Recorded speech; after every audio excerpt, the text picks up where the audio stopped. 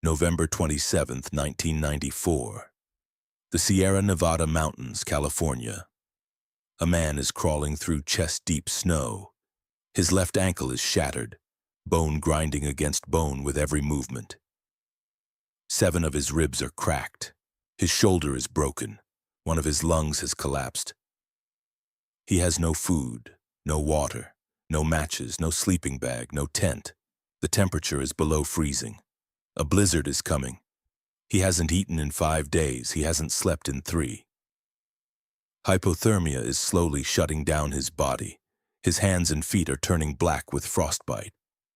Above him, search planes crisscross the sky. He waves, he screams. He fires a signal flare he found in the wreckage. The planes fly right over him. They don't see him. They never see him. He is alone, completely alone, surrounded by 200 miles of the most unforgiving wilderness in America. His name is Peter DeLeo. He is 34 years old, a software developer from Los Angeles, a weekend pilot, a man who, 2 weeks ago, had never spent a night in the wilderness in his life. He has 13 days to live. How does a man survive 13 days in freezing mountains with 16 broken bones, no supplies, and no hope of rescue? The Sierra Nevadas don't give second chances. In winter, they kill. Hypothermia can take a healthy person in hours, dehydration in days, starvation in weeks. Peter DeLeo had all 3 working against him from the moment his plane hit the ground. But here's the thing about Peter DeLeo: he didn't know how to die. He grew up hunting in the woods of Connecticut with his older brother. He learned martial arts, the discipline of pushing through pain, of controlling the mind when the body screams stop. He knew things, small things. How to dry clothes so they don't freeze at night. How to find shelter in a hollow tree. How to breathe to keep from panicking when death is inches away. This is not a story about luck. This is a story about preparation meeting circumstance. About a man who, when the mountains tried to kill him, fought back with every tool he had. To understand how he got there, we have to go back. Back to the morning of November 27, 1994. Back to a small airport in Southern California. Back to a sightseeing trip that would change everything. Peter DeLeo is 34 years old. He runs a software company near Los Angeles. He's not an outdoorsman. He's not a survival expert. He's a businessman who loves to fly. His plane is a MAL M7, a small single-engine bush plane. Tough, reliable, built for backcountry flying. He's had it for years. He knows every bolt, every gauge, every quirk. On this Sunday morning, he's taking 2 friends on a sightseeing trip. Wave Hatch is one of them. He's a photographer. He wants to capture the beauty of the Sierra Nevadas from the air. Lloyd Matsumoto is the other. Quiet, thoughtful, a good friend. The plan is simple. Fly from the San Fernando Valley to the central Sierra Nevadas, take some photos, and be home by dinner. A few hours in the air, nothing complicated. They take off around noon. The sky is clear, the weather report is good. Peter checks his instruments one last time. Everything looks normal. He doesn't know it yet, but he's flying toward a wall of wind that will change everything. The first hour is smooth. The mountains rise beneath them, white and massive. Wave takes photos through the window. Lloyd points out peaks and valleys. They fly over the Golden Trout Wilderness, a remote area south of Mount Whitney, one of the wildest places in California. Below them, no roads, no towns, no people, just rock and snow and trees stretching to the horizon. At around 11,000 feet, Peter feels it. A bump. Then another. Then the plane drops. Suddenly, violently, like someone pulled the floor out from under them. Wind shear. A sudden change in wind speed and direction that can tear a plane apart. Peter grips the controls. The plane bucks and twists. He fights to keep it level. Wave and Lloyd are silent, gripping their seats. For a moment, it seems like he's winning. The plane stabilizes. Peter takes a breath. Then the wind hits again. Harder this time. Much harder. The plane drops 500 feet in seconds. The mountains rush up to meet them. Peter pulls back on the yoke, trying to climb, trying to find air that will hold them, but there's nothing. Just turbulence. Just chaos. Just the mountain getting closer and closer. He sees the trees. A wall of pines racing toward the windshield. He has 1 second to think, this is it. Then the world explodes. The plane hits the trees at 100 miles per hour. Wings tear off. The fuselage rips open. Metal screams. Glass shatters. Luggage, seats, bodies, everything thrown forward, then sideways, then into darkness. Peter is conscious through all of it. He feels his ribs snap. 1, 2, 3, 7 in total. He feels his shoulder separate from the socket. He feels his ankle twist and shatter. Bones splintering, ligaments tearing. Then silence. Peter opens his eyes. He's still in his seat, still strapped in. But the seat isn't attached to anything.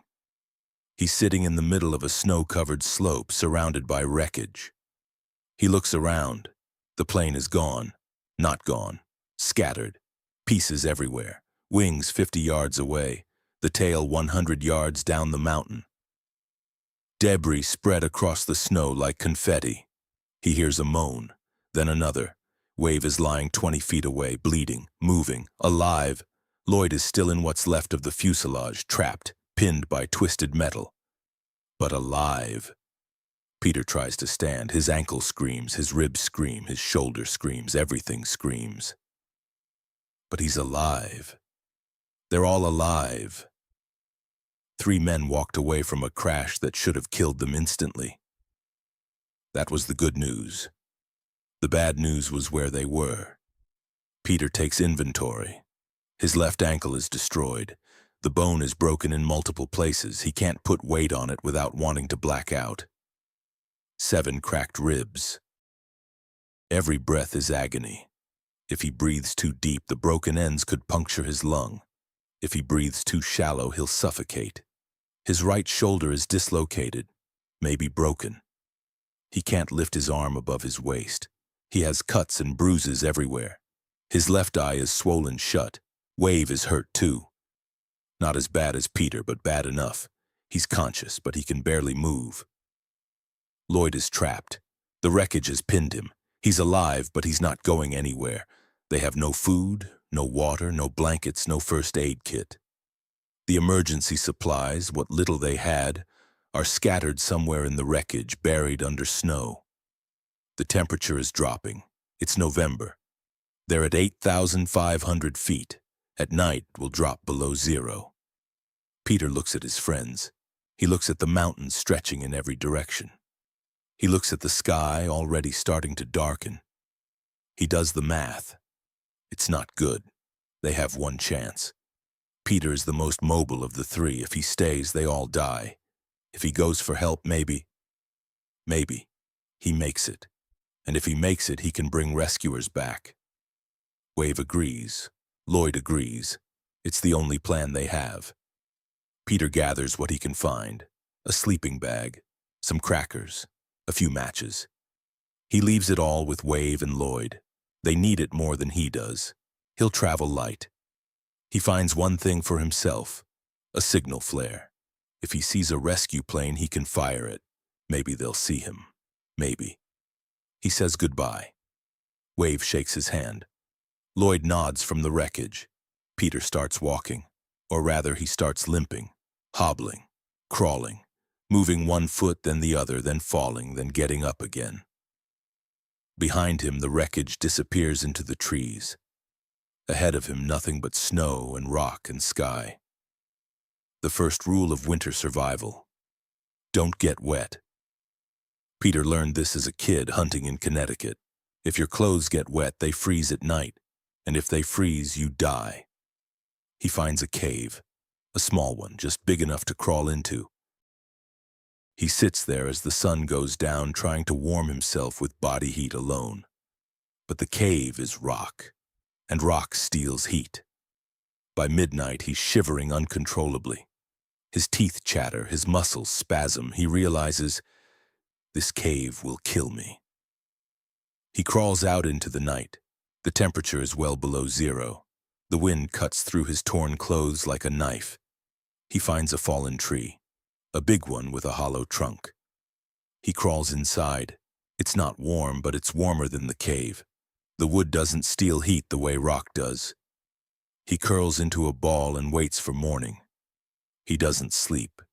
He can't. If he sleeps, he might not wake up. So he just lies there, shaking, listening to the wind, waiting for the sun. Dawn comes. Peter crawls out of the tree. His body is stiff. His ankle is worse. His ribs scream with every breath. His hands are numb. But he's alive.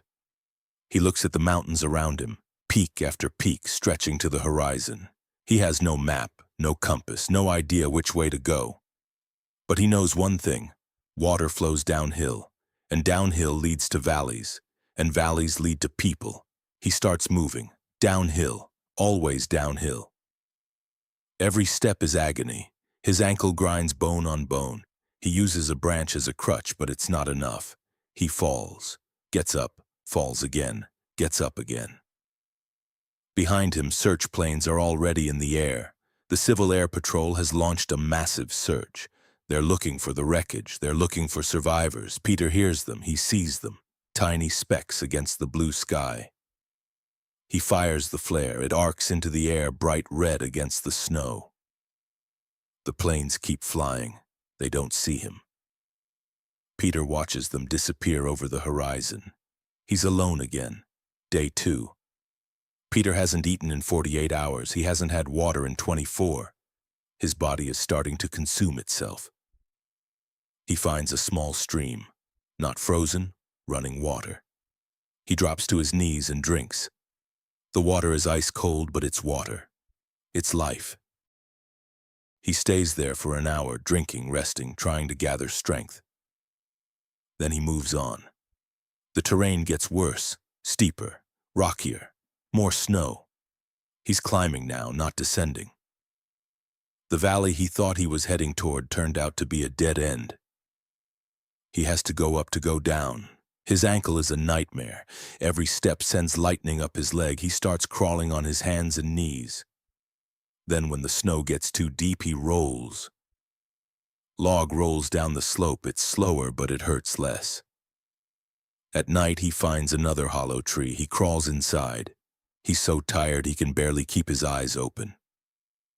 He remembers the rule, sleep, and you die. He forces himself to stay awake. He sings songs in his head. He counts. He talks to himself. Anything to keep from slipping into that final sleep. Day 4.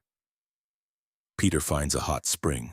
It's small, just a pool of warm water bubbling up from the ground. Steam rises into the cold air. Peter strips off his clothes and climbs in. The warmth is ecstasy. For the first time in days, he's not cold, not shaking. His muscles relax, his mind quiets. He stays in the pool for hours. He drinks the water. He rests. And then he notices them, insects, small bugs floating on the surface, moths, grubs, protein.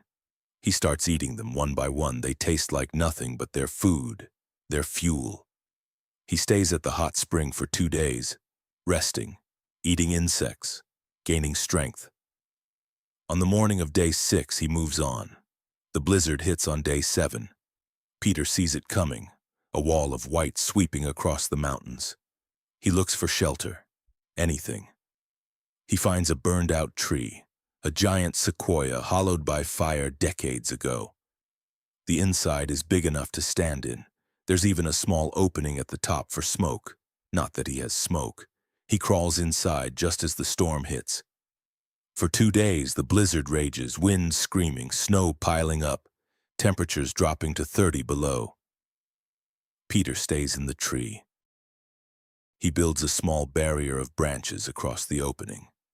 He huddles in the darkest corner, breathing into his jacket to warm his chest. He eats more insects, moths he finds hibernating under bark. He drinks snow, melting it in his mouth. On the second night, he hears something outside. A bear. It sniffs around the tree, scratches at the bark. Peter holds his breath. His heart pounds so loud he's sure the bear can hear it. The bear moves on. Peter waits until dawn to breathe again. Day 10. Peter emerges from the tree. The storm is over. The world is white and silent. He's weak, so weak. His body is eating itself. His hands and feet are black with frostbite. He can barely walk. But he keeps moving. He comes to a ridge. Below him, he sees something that makes his heart stop. A valley, a road, a highway, civilization. He starts down the ridge, too fast, too careless. The snow gives way beneath him, a rock slide. He's falling, tumbling, rocks and snow pounding him from all sides. He grabs for anything, a branch, a rock, anything. His one good hand finds a root. He holds on. The slide continues past him, roaring down the mountain. He hangs there for what feels like hours, his grip weakening, his arms screaming. He pulls himself up 1 inch at a time, hand over hand, grunting with effort. He makes it back to the ridge, collapses, lies there, gasping. Below him, the highway still waits. Day 13. Peter limps down the last slope. He reaches the highway. It's empty, no cars, no people. He follows it, 1 step at a time. His feet barely work anymore. His hands are useless claws. He comes to a small building, a cafe, the Ranch House Cafe in Olancha, California.